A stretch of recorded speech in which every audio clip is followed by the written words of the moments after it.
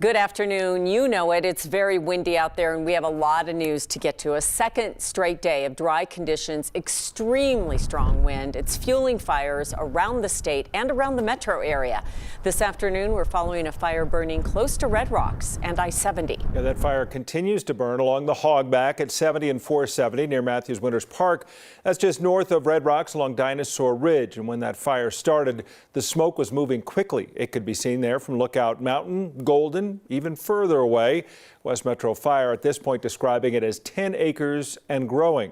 JeffCo 911 is warning some people to prepare to leave. The map shows areas under a pre-evacuation order there. Talking about Morrison and some of those areas close by, 9 News reporter Steve Stager is out there. Steve, wow, look at that. You can barely hold on to the microphone. Firefighters are battling the flames, but also these dangerous winds. Yeah, it has been absolutely wild all afternoon. Just about everywhere you go to the western part of the metro area, the wind has just been howling. Take a look behind me. We are just along Morrison Road, and we're actually at the entrance of Matthews Winters Park. You're looking toward the fire that has slowly started to kind of creep over the top of that hogback to the other side of the ridge, and I know that there's a lot more activity there now. We were here earlier and this area was just smoldering, lots of active fire.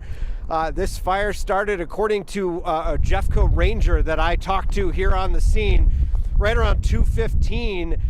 He was here in the parking lot of Matthews Winters Park. He said it started about maybe 50 yards off the roadway. I want to swing over here if we can. Right near these power poles that are here along the ridge, maybe just a little bit to the left of them is where he saw what looked like the starting point of this fire. But you see how much it's burned as we pan to the side here, just kind of working its way up and over that ridge. And the big concern right now is spot fires. I want to bring in Rhonda Schulting with West Metro Fire. We're going to try to do this interview as best we can with as windy as it is out here, Rhonda, but what can you tell me right now about the conditions? You know, this has been brutal. Sorry. Hold on to me, that's okay. I think we're going to play bumper cars here in a minute because we keep losing our footing on this wind. This has been brutal all day like this. We had actually a fire in someone's front yard on Kentucky earlier this afternoon. The house almost caught fire, but the crew got in there quick enough to stop that. Here you can see how hard the wind is blowing. This fire quickly went upslope, kind of crested, and is slowly backing down the other side. We estimate this at about 10 acres right now. It's probably grown a little bit more since that first estimate, but about 10 acres. Don't know how many firefighters. I mean, we have dozens here. We have lots of neighboring agencies that are helping us out here. I was going to say, I've seen Foothills Fire, Genesee, just Evergreen Fire brought a truck in. Just about everybody's here. Oh yeah, no, everybody's helping because we all help each other, especially under conditions like these. I mean, it's really hard. Imagine fighting a fire when you can barely stand up. Yeah.